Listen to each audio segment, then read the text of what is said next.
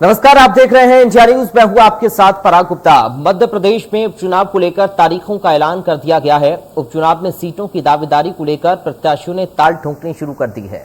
BJP से दिवंगत सांसद नंद कुमार सिंह के निधन के बाद खाली हुई खंडवा लोकसभा सीट पर सबसे मजबूत दावेदार दिवंगत सांसद के बेटे हर्षवर्धन सिंह हैं।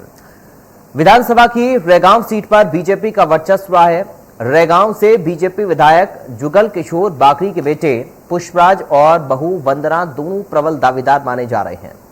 विधानसभा की जोबट और पृथ्वीपुर सीट पर कांग्रेस का वर्चस्व रहा है। जोबट विधानसभा सीट से कांग्रेस पार्टी से पूर्व मंत्री कांतिलाल भूरिया के बेटे विक्रांत भूरिया और दीपक भूरिया प्रबल दावेदार बताए जा रहे हैं। तो वहीं पृथ्वीपुर सीट से नितेंद्र सिंह राठौर प्रबल दावेदार होने का दावा कर रहे हैं। फिलहाल उपचुनाव को देखते हुए दोनों पार्टी के नेता टिकट ऐलान से पहले ही चुनावी क्षेत्र में जाकर जनता से सामंजस्य बनाने की जुगत में लग गए हैं। कांग्रेस के कमलनाथ ने भी जनता को साधने के लिए 2023 से पहले अलग अलग आदिवासी संगठन से मुलाकात वो करेंगे। मुलाकात के इस कार्यक्रम को विचार मंथन नाम दिया गया है। मंथन के जरिए कांग्रेस आदिवासी वोट को साधने की कोशिश में लग गई है। तो वहीं बीजेपी भी आदिवासियों के लिए बड़ी बड़ी घोषणाएं कर रही है और बिरसा मुंडा की जयंती पर सार्वजनिक छुट्टी का भी ऐलान किया है। पार्टी और उसके दावेदार लगातार जीत की जुगत के साथ दावे भी कर रहे हैं। दावे को हकीकत जानने के लिए हमें इंतजार करना पड़ेगा, लेकिन आज हम चर्चा करेंगे कि किस पार्टी की दावेदारी और उम्मीदवारी में कितना दम है, किसको जनता अपनाएगी और किसको अगली बार का रास्ता दिखा देगी, जिसमें हमारे साथ कुछ खास मेहमान भी जुड़ेंगे। लेकिन उससे पहले आइए सुनते हैं इस मामले पर क्या कह रहे हैं बीजेपी और कांग्रेस के नेता। परिस्थिति ये आ गई है कि कमलनाथ विदेश में है और यहाँ पर बंटाधार जिनकी सरकार चली उन दिग्विजय सिंह को अग्रणी भूमिका में रख दिया है। जो दिग्विजय सिंह कहते थे कि मेरी जाने की वजह से जनता के बीच में वोट कट जाते हैं, उसी की परिस्थितियां जो हैं वो सामने दिख रही हैं। अरुण यादव भी 2 दिन से कैंप लगाकर दिल्ली में बैठे हुए हैं। शेरा सिंह कह रहे हैं कि मेरी धर्मपत्नी का टिकट कांग्रेस पार्टी से तय है। तो ये तय माना जाए कि कांग्रेस जो अब विपक्षियों के लिए अपना कंधा ढूंढ रही थी, उनके पास अपना खुद का कोई कार्यकर्ता नहीं बचा है। स्वयंभू अरुण यादव अपने लिए दावेदारी ठोकते हुए अपना शेड्यूल एक तरफ जारी कर रहे हैं, दूसरी तरफ बंटाधार दिग्विजय सिंह उनको एक तरीके से शुभकामनाएं दे रहे हैं। और जो मुख्य पार्टी है यानी कि कमलनाथ, वो पूरे की पूरी पिक्चर से गायब हैं। और निश्चित तौर पे कल ही 2 तारीख को एक लोकसभा की और 3 विधानसभा की सीट डिक्लेयर कर दी जाएगी और सब लोग मिलकर, कांग्रेस के जितने कैंडिडेट है सब लोग मिलकर और जितने प्रत्याशी हैं सब लोग मिलकर इस लोकसभा को और 3 विधानसभा को जिताने का प्रयास करेंगे। जैस और आदिवासी बहुल्य में लगातार कांग्रेस 70 सालों से काम कर रही है और जैस जो है पार्टी उतारने की बात कर रही है। कमलनाथ जी आ रहे हैं और कमलनाथ जी निश्चित तौर पे उनसे निवेदन करेंगे कि कोई कैंडिडेट ना होता जिसमें कांग्रेस को नुकसान हो। भारतीय जनता पार्टी जो त्रहिमाम कर रही है कोरोना काल में और जो हारने के कगार पे, उनको जीतने का मौका मिले। और निश्चित तौर पे जैस के जो अध्यक्ष हैं वो कमलनाथ जी के साथ बैठेंगे, बात करेंगे और डिस्कस करके कुछ हल का निर्णय निकालेंगे। तो खंडवा लोकसभा की अगर हम बात करें तो यहां पर बीजेपी से हर्ष चौहान का नाम सामने आ रहा है। इसके साथ पृथ्वीपुर विधानसभा की बात करें तो यहां पर कई नाम सामने आ रहे हैं। जोबट की बात करें तो यहां पर माधव सिंह डावर का नाम सामने आ रहा है। कांग्रेस से कई नाम सामने आ रहे हैं। इसके साथ ही रेगांव की हम बात करें तो बीजेपी से और कांग्रेस से दोनों पार्टी से कई दावेदार माने यहां पर जा रहे हैं। लेकिन अभी चूंकि फाइनल मोहर लगना बाकी है, इसलिए इंतजार करना होगा। हालांकि खंडवा में अरुण यादव का नाम काफी पहले से चल रहा है और उम्मीद ये लग रही है कि अरुण यादव को टिकट पार्टी दे सकती है। लेकिन तीनों विधानसभाओं को लेकर क्या फैसला पार्टी का रहेगा, ये देखना बड़ा अहम होगा, क्योंकि जो लोग लिस्ट में खुद का नाम बता रहे हैं, खुद की दावेदारी जो पेश कर रहे हैं, उन्होंने ग्राउंड पर उतरना भी शुरू कर दिया है और अपनी जीत के लिए कोशिश भी कर रहे हैं। लेकिन औपचारिक ऐलान पार्टी का भी होना बाकी है। चर्चा की शुरुआत करेंगे। हमारे साथ 2 खास मेहमान जुड़ गए हैं, सीधा आपसे परिचय करा दूं। भारतीय जनता पार्टी से प्रवक्ता राजपाल सिसोदिया हमारे साथ मौजूद हैं। राजपाल जी, आपका स्वागत है इंडिया न्यूज में। कांग्रेस पार्टी से प्रवक्ता फिरोज सिद्दीकी साहब हमारे साथ मौजूद हैं। फिरोज जी, आपका स्वागत है इंडिया न्यूज में। सबसे पहले राजपाल सिसोदिया जी, आप ही के साथ में शुरुआत कर रहा हूं सर। कहीं ये दावेदारी बगावती तेवर ना अपना ले सर, इसको लेकर पार्टी क्या कर रही है? देखिए, भारतीय जनता पार्टी चुनाव में जाती है तो फिर हमारा कैंडिडेट तो मतदाताओं में भी जाते ही है, पर संगठन चुनाव लड़ता है। भारतीय जनता पार्टी में बहुत स्पष्ट मान्यता है और बहुत साफ सुथरा एकेडली चुनाव लड़ता है। और संगठन के हमारे देव दुर्लभ कार्यकर्ता और तमाम नेतागण क्षेत्र में विगत कई समय से है मतदान केंद्र जैसा कि हमारी सबसे छोटी इकाई है। हमारे संगठन की सबसे इकाई मतदान केंद्र मतदान केंद्र के ऊपर विगत लंबे समय से सेवा ही सर्वोपरि सेवा ही संगठन इस कार्यक्रम के माध्यम से हमारे कार्यकर्ता जनता के बीच में है। वहीं दूसरी तरफ हमारे कार्यकर्ता मध्य प्रदेश सरकार एवं केंद्र सरकार की जन कल्याणकारी योजनाओं के माध्यम से हितग्राहियों के बीच में है और सतत शासन का लाभ, शासन की योजनाओं का लाभ हमारे आम जन को मिल सके उस काम में लगे हुए हैं। तो यहाँ ठीक ऐसी स्थिति है कि जो छात्र वर्ष भर अध्ययन करता है, शिक्षा अध्ययन करता है, वर्ष भर पढ़ने वाला छात्र जो है परीक्षा का टाइम टेबल आने पे घबराता नहीं। इसी तरीके से हम वक्त भर जनता के बीच में होते हैं, मतदान केंद्र पे होते हैं, इसलिए चुनाव को लेकर हमें चिंतित नहीं है, परंतु चुनाव को लेकर गंभीर होना आवश्यक होता है। नहीं, पार्टी तो चिंतित नहीं है, पार्टी तो चिंतित नहीं है राजपाल जी, लेकिन दावेदार चिंतित है ना। आपके जो दावेदार हैं वो चिंतित हैं कि आखिर किस पर मोहर पार्टी लगाएगी। नहीं, दावेदार को भी भारतीय जनता पार्टी के दावेदारों को जो वास्तविक में कार्यकर्ता वो तो कभी चिंता नहीं करता है इस बात की। और चिंतित तो होता नहीं है, उसे पूर्ण भरोसा रहता संगठन को। संगठन में जिसका बेहतर परफॉर्मेंस होता है, बेहतर जो होता है उसको बेहतरों में से बेहतर को छांट कर एक व्यक्ति को उम्मीदवारी मिलती है। हमारे यहाँ तमाम कार्यकर्ता योग्य है, कोई कार्यकर्ता अयोग्य नहीं है, पर एक ही व्यक्ति को चुनाव लड़ना होता है। इसलिए हमारा संगठन जब अंतिम निर्णय कर देता है, पार्लियामेंट्री बोर्ड जब निर्णय कर देता है, तो उसके बाद में सारे कार्यकर्ता तन मन से और मन वचन प्राण से जो है उस भारतीय जनता पार्टी के चुनाव चिन्ह को जिताने में लग जाता है। ठीक है फिरोज जी, देखिए राजपाल जी तो कह रहे हैं कि साहब हमारी पार्टी चिंता नहीं कर रही है और जितने भी कार्यकर्ता ग्राउंड पर उतर रहे हैं वो पार्टी की नीतियों को, पार्टी के विकास को जनता तक पहुंचाने में लगे हुए हैं। आप चिंता तो आपको करनी है। देखिए, भारतीय जनता पार्टी को चिंता तो नहीं कर रही है, ये तो हम समझ रहे हैं क्योंकि उनका सत्ता का अहंकार है। लेकिन जो वास्तविक जनता के मुद्दे हैं, क्या भारतीय जनता पार्टी ने उनके जवाब खोज लिए, ढूंढ लिए? पेट्रोल डीजल की महंगाई है, आदिवासी क्षेत्रों में जो आदिवासियों का उत्पीड़न बढ़ा है, जो 20% एनसीआरबी के डाटा बढ़ा रहे हैं कि उत्पीड़न बढ़ा है, आदिवासियों की बच्चियां, बालिकाएं सबसे ज्यादा गुम हुई हैं, जो आदिवासियों का सब प्लान बंद हो गया है और तमाम जितनी भी जो जनोन्मुखी कार्य हैं वो नहीं हुए हैं, तो इसका जवाब भारतीय जनता पार्टी के पास है क्या? लोग जो है कोरोना का मुआवजा तो छोड़िए, कोरोना का मृत्यु प्रमाण पत्र भी जो है लोगों को नहीं मिल रहा है।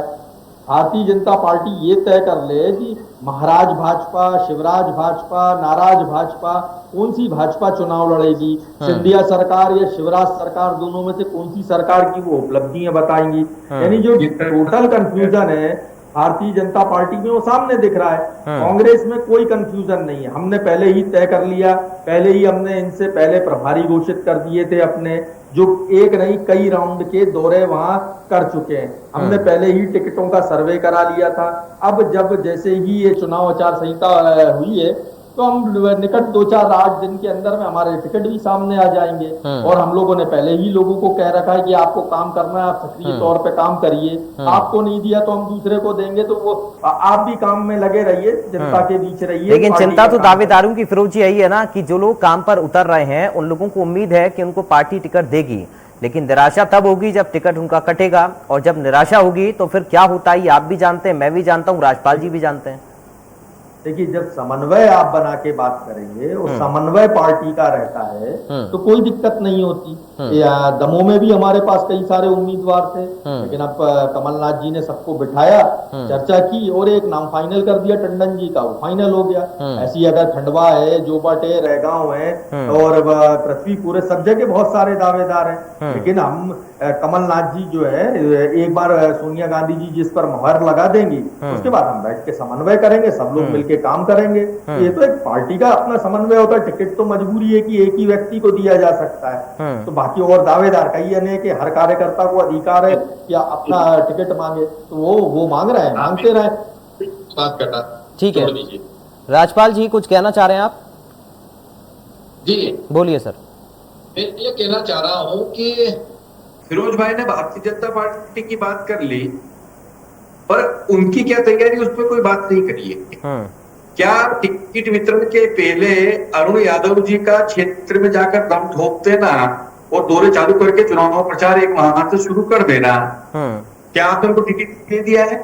वहीं आज शेरा जो कि सुरेंद्र सिंह जी शेरा निर्दलीय विधायक है जो कांग्रेस समर्थित है, उन्होंने दम ठोक के कह दिया कि टिकट तो मेरी पत्नी जी को ही मिलेगा। शेरा हमारी पार्टी में नहीं है, शेरा हमारी पार्टी में नहीं है, कांग्रेस है जो शेरा हमारी पार्टी में नहीं है कौन है शेरा भाई? दिग्विजय सिंह जी के गुट का, कमलनाथ जी के गुट का, जीतू पटवारी जी के गुट का, ये तो गुटका पार्टी हो गई। गुटका ये गुटका पार्टी चुनाव के अंदर जाकर सरकार बैठे हैं, सिंधिया सरकार, शिवराज सरकार, असली सरकार कौन? आपस में एक दूसरे से टकरा रहे हैं। मैं समझ रहा हूं कि कांग्रेस चुनाव लड़ने के पहले ही बैसाखी डूबने लग गई है। जिस प्रकार से कांग्रेस अपनी बी टीम से बात कर, राजपाल जी, फिरोज जी तो ये कह रहे हैं ना कि उनकी पार्टी के अंदर समन्वय है और कमलनाथ जी इस पर मंथन भी कर रहे हैं और अलाकमान को नाम भी भेजेंगे और पार्टी के कार्यकर्ताओं को भी बताया गया है कि साहब आपको टिकट मिले या ना मिले, काम तो आपको करना पड़ेगा। नहीं, देखिए मैं ये कह रहा था आपको कि जब कांग्रेस अन्य दलों के साथ हाथ मिलाने की बात करती है तब ये मान लिया जाता है कि कांग्रेस जीरो की स्थिति में है। अभी पिछले दिनों आपने देखा था कांग्रेस का एक प्रदर्शन हुआ था जिसके अंदर 19 दलों को इन्होंने आमंत्रित किया था प्रेस कॉन्फ्रेंस के लिए। 19 में से मुश्किल 4-5 दल आ पाए थे और वो भी आए, कब आए, कहाँ आए, उत्तर मध्य प्रदेश में क्या जनाधार था? सीपीएम वगैरह का कोई जनाधार नहीं है, परंतु उनके नेता आए थे। तो ये कांग्रेस जिस प्रकार से अब बैसाखियां ढूंढ रही है राजनीति सीढ़ी चढ़ने के लिए, इसका अर्थ ही उत्तर प्रदेश में कांग्रेस का क्या असर हुआ जब उन्होंने अन्य पार्टियों के साथ जो है गठबंधन करने का काम किया। उत्तर प्रदेश में क्या हालत हुई आपने हमने सबने देखी है। महाराष्ट्र में क्या स्थिति हो गई इनकी हमने देखी है। अब मध्य प्रदेश में भी ये अन्य राजनीतिक दलों को साथ गठबंधन करने की बात कर रहे हैं। जैसे इनकी बी टीम से ये हाथ मिलाने की बात कर रहे हैं। इसका अर्थ ही यह है कि अकेले के दम पर चुनाव लड़ने की स्थिति में मध्य प्रदेश में कांग्रेस नहीं है। कांग्रेस छोटे छोटे गुटों में बटी हुई एक गुटी पार्टी हो गई है जिसके मध्य प्रदेश में कई तरह के छत्र है। वे छत्र सब अपने अपने दांव पे लगाने का काम कर रहे हैं। अरुण यादव अपने आप में निर्माण के एक बड़े नेता है कांग्रेस के हैं। ठीक है, लेकिन एक मिनट फिरोज जी मैं आ रहा हूँ, 1 मिनट आ रहा हूँ आपके पास। लेकिन राजपाल जी सवाल एक ये है कि खंडवा की अगर मैं बात करूं, राजपाल जी खंडवा की अगर मैं बात करूं तो हर्षवर्धन जी का नाम यहां पर सबसे आगे माना जा रहा है। चिटनी जी का नाम सामने आया, मोगे साहब का नाम सामने आया, अब एक और नाम राजीव जी का सामने आ रहा है। तो यहां पर भी अब दावेदारों की संख्या बढ़ती जा रही है, तो चिंता आपके अंदर नहीं है क्या? मैंने आपसे वही कहा कि भारतीय जनता पार्टी में कई हमारे ऐसे कार्यकर्ता है, यूट्यूब के कार्यकर्ता जो चुनाव में आकर जीत सकते हैं। सब अपना पक्ष रखने का काम प्रदेश अध्यक्ष जी और माननीय मुख्यमंत्री जी और पार्लियामेंट्री बोर्ड के सामने जाकर करेंगे, अपना आवेदन करेंगे। परंतु हमारे यहाँ पर संगठन अपनी तैयारियां कर रहा है। जिस भी व्यक्ति को चुनाव में टिकट मिलेगा उसके लिए बाकी सब लोग पूरा संगठन मन वचन प्रण से कर्म से उनको यशस्वी करने में लगेगा। हमारे यहाँ पूरा एक अनुशासित पूरा स्ट्रक्चर है, किसी प्रकार की कोई गुटबाजी नहीं है जैसा। ठीक है फिरोज जी, ये टीवी बातें ये कर रहे हैं, इनको पूछिए कि ये भाई पृथ्वीपुर में क्या हुआ। ये तीसरे नंबर पे थे पृथ्वीपुर में भारतीय जनता पार्टी, और जो सपा से सेकंड नंबर पे आया था उसको ज्वाइन कराइए इन्होंने भारतीय जनता पार्टी ने, और ज्वाइन करा के अब उसको टिकट देने की तैयारी में है। जितने कांग्रेसी हैं वो सब मंचों पे बैठते हो, बेचारे राज्यपाल जी जो है कुर्सी और झंडे लगाने। का काम करते हैं, जो कि सालों से पूरा जीवन निकाल दिया पार्टी में, भारतीय जनता पार्टी में। तो दयनीय स्थिति तो भारतीय जनता पार्टी की है। हमारे यहाँ कोई मिलावटी आदमी नहीं है। जहां तक शेरा जी ने बयान दिया तो शेरा जी पहले अपनी सीट से इस्तीफा दे दें, कांग्रेस आके ज्वाइन कर लें, उसके बाद हम विचार करेंगे कि उनकी श्रीमती जी को टिकट देना है, नहीं देना है, क्या करना है, ये पार्टी का अपना विचार हो सकता है। ठीक, लेकिन अभी शेरा जी जो हैं वो हमारी कांग्रेस पार्टी के सदस्य नहीं है, इसलिए उनका बयान कि मेरे को मैं कांग्रेस से टिकट लूंगा, ये जरा प्रासंगिक नहीं लगता मुझे। तो इसलिए भारतीय जनता पार्टी इस बात को ज्यादा ना उठाए, जब वो आ जाएंगे और आके ज्वाइन कर लेंगे तब हम विचार करेंगे। हाँ, उनकी श्रीमती जी हो सकती हैं कांग्रेस में, और अगर यदि उन्होंने बायोडेटा दिया है तो हम उस पर भी विचार कर लेंगे उनकी सेवाओं को देखते हुए, इसमें कोई सवाल नहीं है। लेकिन जो भारतीय जनता पार्टी है, पहले वो ये तय करके बताए कि सिंधिया सरकार या शिवराज सरकार असली कौन सी और नकली कौन सी, ये भी बता दें। ये मुआवजे जितने सरकार तो एक ही है ना, ये तो आप भी जानते हैं। और ये आप अपनी लीड मिटाने के लिए कह रहे हैं कि दो सरकार है, ये सरकार है, वो सरकार है। ग्वालियर चंबल में डबल लिखी थी सिंधिया सरकार, नारे लग रहे थे सिंधिया सरकार जिंदाबाद। तो ये और भारतीय जनता पार्टी के बैनर की तरह नारे लग रहे थे। ये कौन है? जनता जानना चाहती है भाई सिंधिया सरकार आई कहां से, और हम विपक्ष हैं, हम सवाल पूछेंगे कि कहां से आई है सिंधिया सरकार। अगर शिवराज सरकार नोटिफाई है तो एक ही सरकार है, यहाँ कोई झूठी व्यवस्था नहीं, ये झूठी व्यवस्था तो आपको ही शुभकामनाएं दोबारा खो। ये सिंधिया सरकार ठीक है फिरोज जी, सरकार कहां से?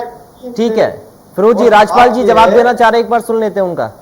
राजपाल जी बोलिए। सिंधिया सरकार बताइए भाई को कि ये कांग्रेस में गुटका पार्टी कल्चर है। अरे सिंधिया सरकार कहां से आई, हम तो ये पूछ रहा है। आप मुद्दे पे रहिए, मुद्दे से मत जाइए। आप तो सिंधिया सरकार बताओ, हमको जवाब दो। सिंधिया सरकार कैसे लिखा गया? सिंधिया सरकार भारतीय जनता पार्टी के कार्यकर्ता के रूप में जनता की सेवा मुख्यमंत्री के रूप में कर रहे हैं। सिंधिया सरकार क्यों लिखा गया? निश्चित रूप से भारतीय जनता पार्टी की सरकार है। सरकार क्यों लिखा गया? आपके मित्र कुछ पार्टी की सरकार लिखते हैं, हम आपत्ति नहीं करते। शिवराज सरकार लिखते हैं, हम आपत्ति नहीं करते। आपने गवर्नर साहब के नोटिफिकेशन का अपमान किया है।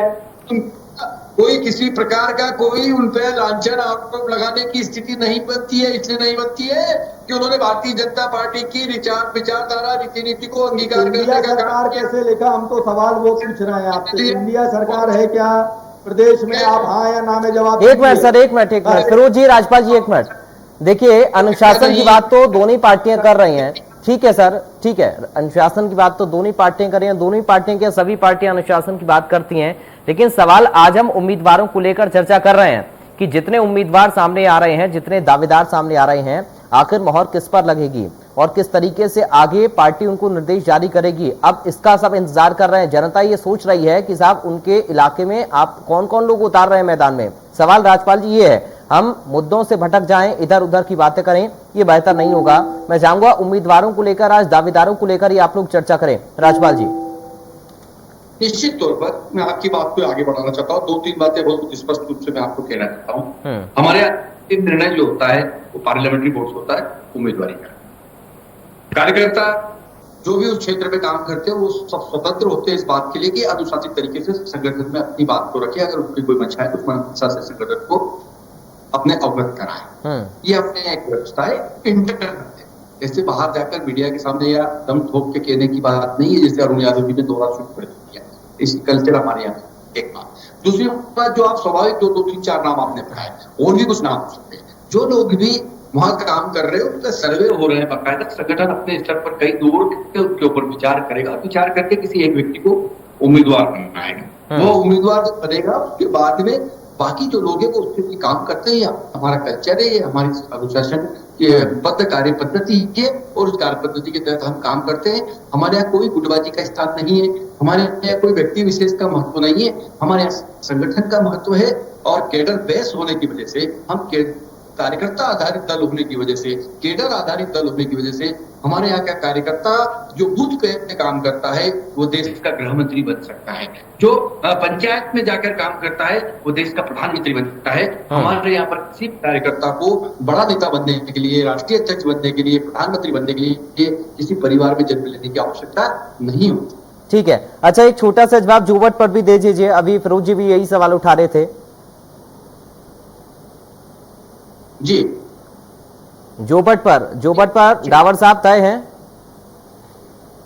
ये सुन नहीं पा रहा हूं मैं, फिर से बोलिएगा। मैं कह रहा हूं जोबट विधानसभा सीट पर भी जवाब एक बार दे दीजिए, अभी फिरोज जी भी यही सवाल उठा रहे थे।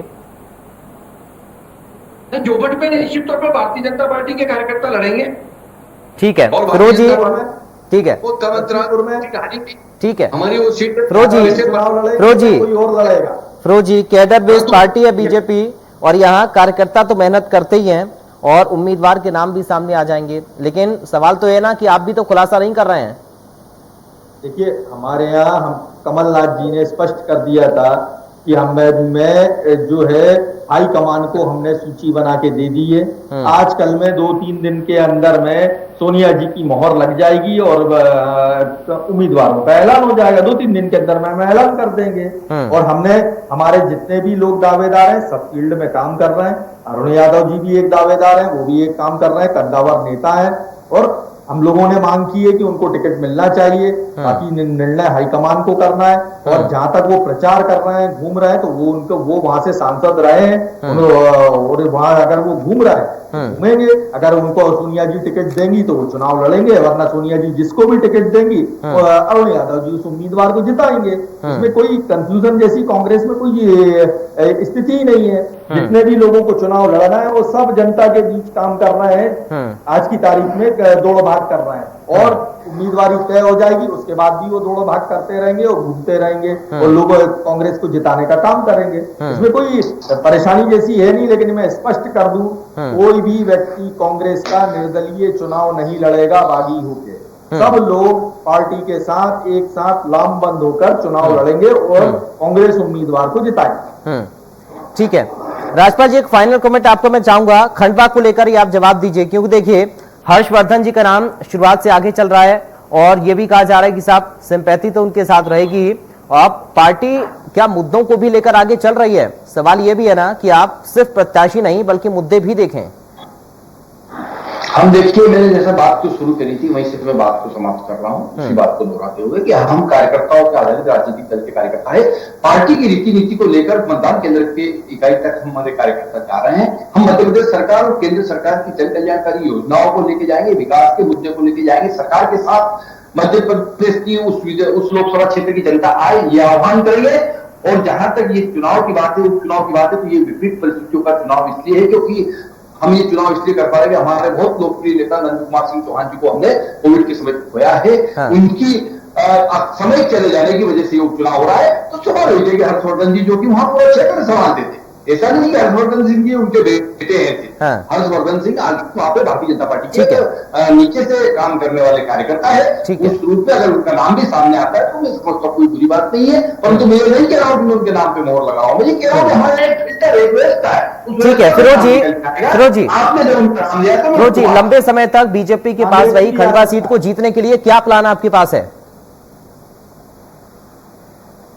हेलो फिरोज जी, आपको आवाज मिल रही मेरी? फिरोज जी कह रहा हूं लंबे समय तक बीजेपी के पास रही खंडवा सीट को जीतने के लिए क्या प्लान है कांग्रेस के पास? सबसे पहला प्लान तो यही है हमारे पास कि जितने भी वायदे नरेंद्र मोदी जी की सरकार ने किए, पिछली बार नंदू भैया को वोट नहीं सर, वो सारे वादे खंडवा पर तो लागू नहीं होंगे ना। आप खंडवा का उदाहरण दीजिए, खंडवा के मुद्दे क्या है फिर आपके पास? खंडवा नेपा नगर की मिल चालू नहीं हुई, सबका साथ सबका विकास। खंडवा में जो इंदिरा सागर डैम था और इंदिरा सागर डैम में जो विस्थापित थे उनको पहले उनको जगह नहीं मिली है, उनको है ना विस्थापन पूर्ण नहीं हुआ है। खंडवा में आज रोडों की हालत देख लीजिए। नंदू भैया को इतनी बार जिताया है, आज तक एक भी बड़ी परियोजना नंदू भैया नहीं ला पाए खंडवा के क्षेत्र में। ठीक है, तो ये सारे मुद्दे हैं सामने। ठीक है, नेपा नगर की मिल जो है वो सबसे बड़ा मुद्दा रहेगा। ठीक है, यानी आप मुद्दों को लेकर चल रहे हैं और बीजेपी ये मानकर चल रही है कि उसकी सीट है तो जीत तो मिलेगी ही। बहुत शुक्रिया राजपाल जी आपका बहुत शुक्रिया और साथ ही फिरोज जी आपका बहुत शुक्रिया। आज समय इतना ही। तो लोकसभा और 3 विधानसभा के उपचुनाव हैं, एड़ी चोटी तक का जोर दोनों ही पार्टियां लगा रही हैं। फिलहाल प्रत्याशियों को लेकर अभी कशमकश का दौर है, क्योंकि इस कशमकश में अपनी अपनी दावेदारी भी नेता पेश कर रहे हैं, लेकिन नाम तय होना बाकी है। फैसला तो जनता ही करेगी, लेकिन उम्मीद अब यह की जा रही है कि जल्द से जल्द नामों का ऐलान हो, ताकि कार्यकर्ता भी उसी तरीके से अपनी अपनी स्थिति को संभालें, अपना अपना मोर्चा संभालें और जिन उम्मीदवारों पर मोहर लगती है वो भी काम में जुट जाएं। फिलहाल दीजिए इजाजत, आप बने रहिए।